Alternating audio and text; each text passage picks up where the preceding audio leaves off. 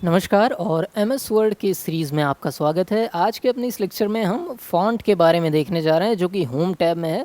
इसमें क्या क्या चीज़ें होती हैं वो बारी बारी से हम समझेंगे। तो चलिए शुरुआत करते हैं। एक लाइन में लिख देता हूँ, दिस इज़ माई क्लास, ऐसा मैं लिख देता हूँ और इसको थोड़ा सा बड़ा कर ले रहा हूँ। ठीक है, शॉर्टकट की का इस्तेमाल करके। एक सेकेंड, चलिए इसको थोड़ा सा हमने बड़ा कर लिया। ठीक, अब इसको मैंने किया कॉपी और कई बार कर लिया पेस्ट, ताकि अलग अलग टूल्स जब मैं यूज़ करूं तो उसका अलग अलग असर आपको दिखाई दे। सबसे पहले शुरुआत करते हैं इस पहले ऑप्शन के साथ, जिसे आप फ़ॉन्ट का फेस कह सकते हैं या फ़ॉन्ट भी कह सकते हैं। इसको मैंने सेलेक्ट किया। इससे क्या होता है, इससे समझ लीजिए आपने अगर कुछ लिखा है तो उसकी राइटिंग आप बदल सकते हैं। जैसे यहाँ पर हम गए और यहाँ पर अलग अलग तरीके से डिज़ाइन आपको फेस दिख रहा होगा आपके अक्षर का, और ये देख रहे होंगे, ये थोड़ा सा बदलाव आपको दिख रहा होगा। इसके बाद जो दूसरा ऑप्शन है, यहाँ से आप अपने टेक्स्ट की साइज़ को बदलते हैं, बढ़ाते या घटाते हैं। जहाँ पर मिनिमम आपको 8 दिख रहा है और मैक्सिमम आपको 72 दिख रहा है। ये समझने वाली बात है कि 72 मैक्सिमम लिखा हुआ है, लेकिन आप चाहें तो इससे ज़्यादा बड़ी भी साइज़ दे सकते हैं या इससे ज़्यादा छोटी भी साइज़ दे सकते हैं। इसके बाद तीसरा ऑप्शन हमारा आता है ग्रो फॉन्ट का और सिंक फॉन्ट का। ग्रो फॉन्ट देखिए, यहाँ पे क्लिक करेंगे तो आपका फॉन्ट ग्रो कर जाएगा, मतलब बड़ा हो जाएगा, देख रहे हैं कि नहीं।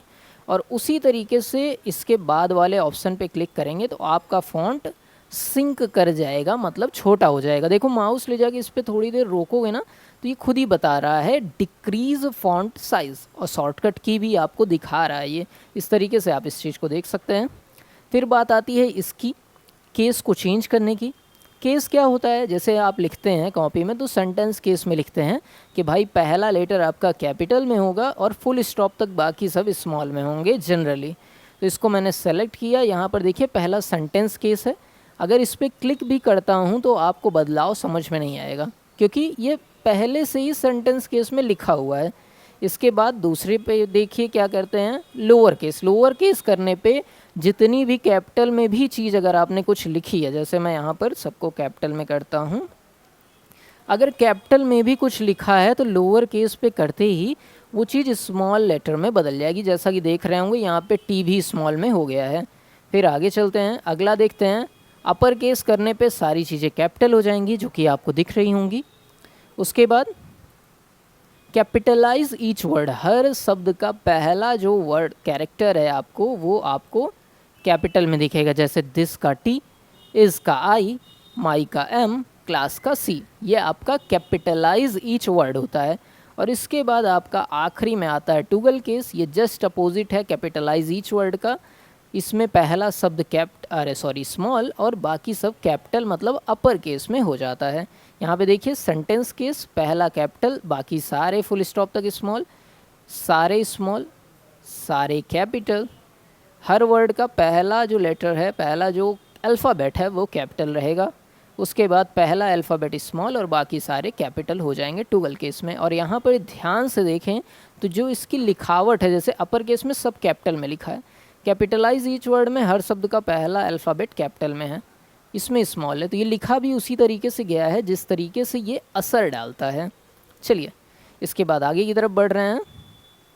देखते हैं, ये बोल्ड है। बोल्ड करने से आपका अक्षर थोड़ा सा गाढ़ा हो जाता है।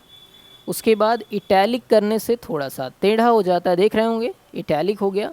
अंडरलाइन करने से आपका अक्षर के नीचे लाइन खिंच जाती है और इसके बगल एक एरो भी बनी है, इस पर आप क्लिक करेंगे तो अंडरलाइन के आप टाइप भी चेंज कर सकते हैं। उसी के नीचे आप जाएंगे तो और अंडरलाइन के ऑप्शन भी मिलते हैं, या अंडरलाइन का आप कलर चेंज करना चाहें तो वो भी यहाँ से कर सकते हैं। ये सब इस एरो से मिल जाता है। फिर आपका आता है, एक सेकेंड,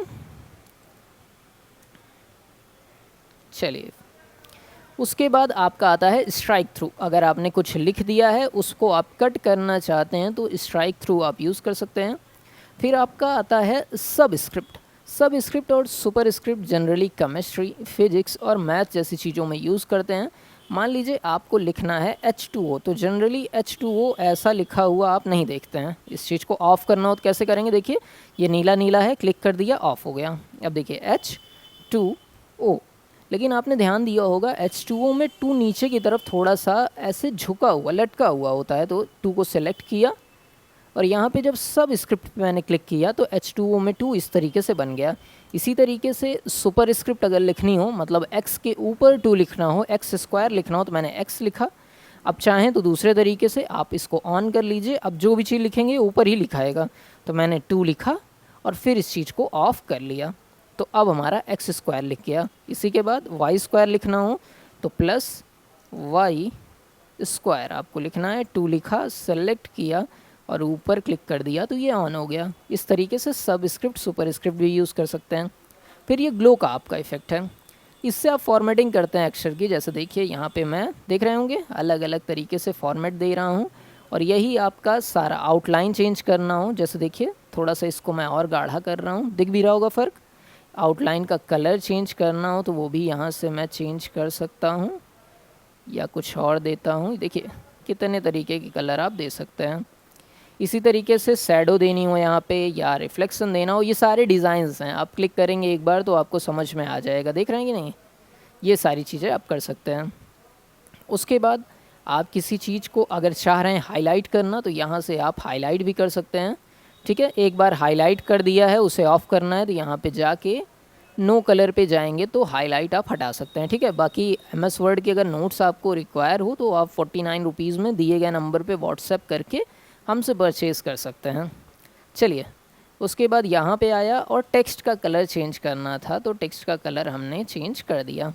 ठीक, और फिर ये क्लियर फॉर्मेटिंग, इसे मैंने जान के छोड़ा हुआ था। क्लियर फॉर्मेटिंग आपको करनी हो तो आपने अक्षर को सेलेक्ट किया, यहाँ पे गए, क्लिक किया, और फॉर्मेट क्लियर करने का मतलब बड़ा किया है, फेस चेंज किया है, डिज़ाइन डाली है, जो भी कुछ किया है सब कुछ नॉर्मल हो जाएगा। क्लियर फॉर्मेटिंग इसी को कहते हैं। लेकिन एक चीज़ ये बदल नहीं पाता। जैसे देखो यहाँ पे मैं गया और इसका कलर मैंने लाल कर दिया, फॉन्ट टोन थोड़ा बड़ा कर दिया, अंडरलाइन बोल्ड कर दिया। अब मैं चलता हूँ, इसको सिलेक्ट करता हूँ, नीचे मैं छोड़ रहा हूँ ताकि अंतर आपको दिखे, और क्लिक किया तो सारी चीज़ें तो नॉर्मल हो गई, लेकिन आपका जो हाईलाइट ऑप्शन है वो क्लियर नहीं हुआ। तो ध्यान रखना है, जब भी हम क्लियर फॉर्मेटिंग यूज़ करेंगे इसका असर हाईलाइट वाले ऑप्शन पे नहीं पड़ता है। समझ में है कि नहीं? तो ये पूरे टूल्स थे जो फ़ॉन्ट वाले ऑप्शन में आपको मिलते हैं, जिसको हमने समझा दिया है। अगले में पैराग्राफ भी देखेंगे। अगर इस तरीके की सीरीज़ आपको पसंद आ रही हो तो वीडियो को लाइक, चैनल को सब्सक्राइब ज़रूर से ज़रूर कर दीजिएगा। मिलते हैं अगले लेक्चर में, तब तक के लिए नमस्कार, जय हिंद।